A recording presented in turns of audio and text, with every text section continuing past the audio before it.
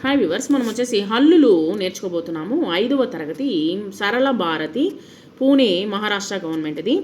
కలం, కరం, గంట, గణం, జ్ఞా. ఈ కరం అనేటువంటిది గాడిదని కరం అని కూడా అంటారనమాట.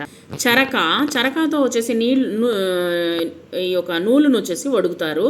చగలను వచ్చేసి మేకను వచ్చేసి గొర్రెను వచ్చేసి చగల అంటారు.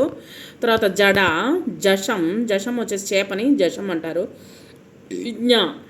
టప, కంఠం, డబ్బా, డమరు, బాణం, తల, కథ, గద, ధనం, నగ, పడగ, ఫలం, బడి, భవనం, మర, యజ్ఞం, రథం, లత, వల, శంఖం, వేషం, సగం, హయం అంటే గుర్రం, తాళం, నక్షత్రం, రంపం.